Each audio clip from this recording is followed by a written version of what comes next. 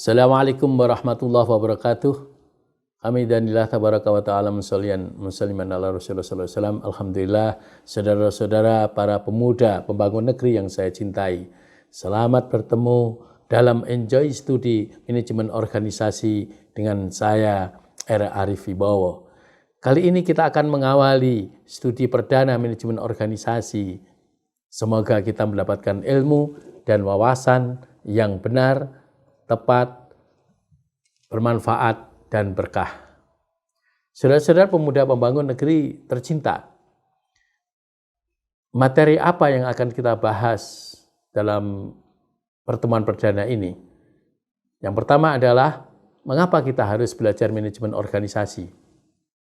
Yang kedua, bagaimana makna manajemen menurut beberapa pakar secara ringkas. Yang ketiga, bagaimana definisi manajemen. Dan yang keempat adalah bagaimana kaitan manajemen dan organisasi.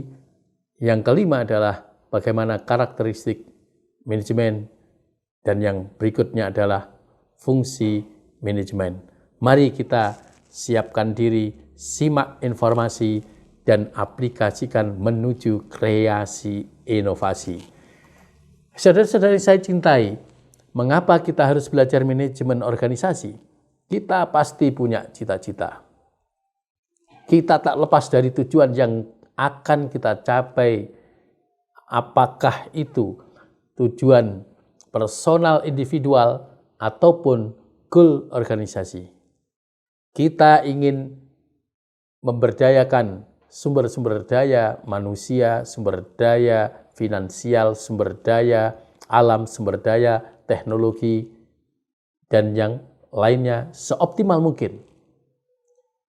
Kita ingin berkualitas, kita ingin maju, kita ingin mandiri, solutif, produktif, unggul, dan senantiasa tegar menghadapi tantangan zaman.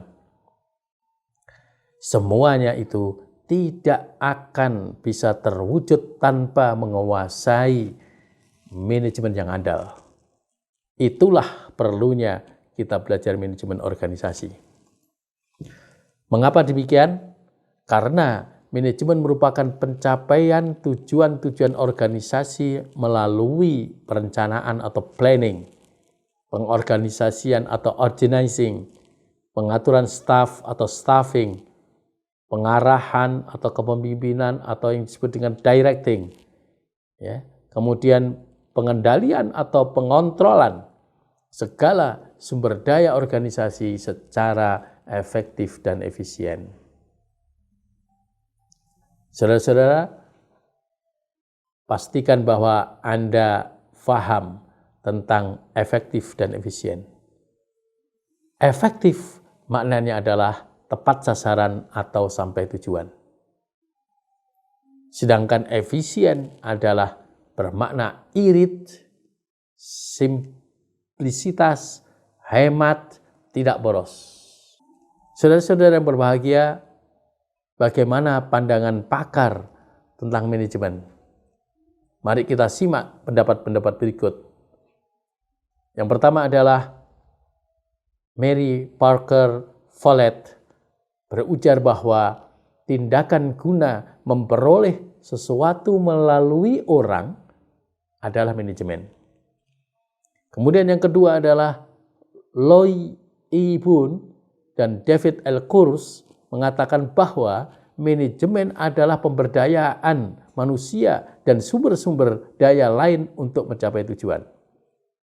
Sedangkan Frederick Taylor mendefinisikan ilmu manajemen sebagai seni suatu pengetahuan yang ingin Anda lakukan melalui cara yang terbaik dan termurah. Bagaimana definisi manajemen sebenarnya? Manajemen modern, dalam manajemen modern, istilah manajemen dapat diinterpretasikan dari berbagai aspek yang berbeda.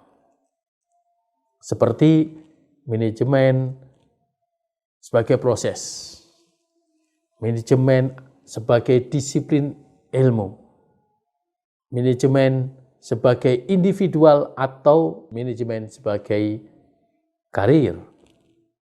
Manajemen sebagai proses melibatkan beberapa aktivitas pekerjaan dan fungsi yang harus diikuti dan diselesaikan oleh manajer untuk mencapai goal organisasi. Sedangkan manajemen sebagai disiplin ilmu mengacu pada bidang pengetahuan yang menginvestigasi cara-cara untuk mengelola suatu organisasi. Jadi manajemen merupakan suatu subjek yang meliputi prinsip, konsep, dan teori tentang pengaturan yang dipelajari dan diaplikasikan pada proses pengelolaan. Kemudian manajemen melibatkan individu-individu yang memimpin, mengarahkan, dan mengatur organisasi. Jadi manajemen juga mengacu pada keterlibatan manajer dan dalam proses manajemen dan siapa saja yang mampu merespon guna memastikan seluruh aktivitas organisasi yang diimplementasikan dalam program. Manajemen sebagai karir mengacu pada posisi atau derajat individu dalam memegang gelar manajer di berbagai tingkatan manajemen dalam perkembangan karir mereka.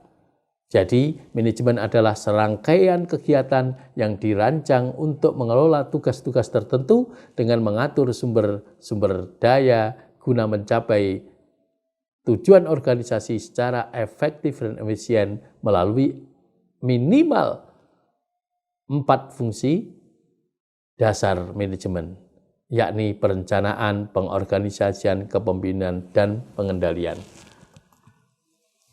Bagaimana kaitannya dengan organisasi? Organisasi adalah kumpulan orang-orang yang bekerja sama untuk meraih tujuan bersama yang telah ditetapkan bersama pula. Setiap organisasi harus menetapkan visi dan tujuan untuk keberadaannya, kesinambungannya, dan kompetisinya dalam industri. Aktivitas manajemen dapat membantu organisasi untuk mencapai visi dan tujuan tersebut. Praktek manajemen menjadi kunci yang baik dalam menentukan sukses atau gagalnya suatu organisasi. Praktek manajemen merupakan mesin penggerak organisasi. Manajemen dalam suatu organisasi meliputi manajer-manajer pada berbagai level manajemen. Hingga kini tidak ada ahli sejarah maupun ilmuwan sosial yang menemukan suatu organisasi yang mampu bertahan atau survive dalam jangka waktu yang lama tanpa membangun hierarki manajemen. Saudara-saudara, jadi kita bisa mengambil intisari dari karakteristik manajemen. Yang pertama adalah manajemen merupakan aktivitas bersama. Manajemen merupakan aktivitas yang terorganisir. Manajemen merupakan proses yang dilakukan terus-menerus. Manajemen memiliki misi mencapai segala tujuan yang telah dicanangkan. Manajemen mengintegrasikan sumber daya manusia dan sumber-sumber lainnya. Manajemen merupakan proses yang berbeda. Manajemen tidak hanya ilmu, tapi juga seni.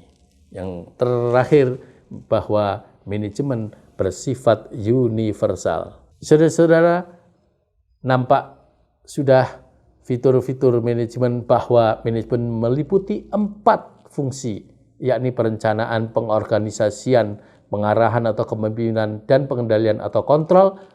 Namun ada yang menambahkan fungsi yang kelima adalah pengelolaan staf atau staffing. Kemudian fungsi-fungsi itu diorganisasikan untuk mencapai tujuan organisasi dan manajemen melibatkan penggunaan sumber daya secara efektif dan efisien. Demikianlah studi perdana kita dalam Enjoy Studi Manajemen Organisasi.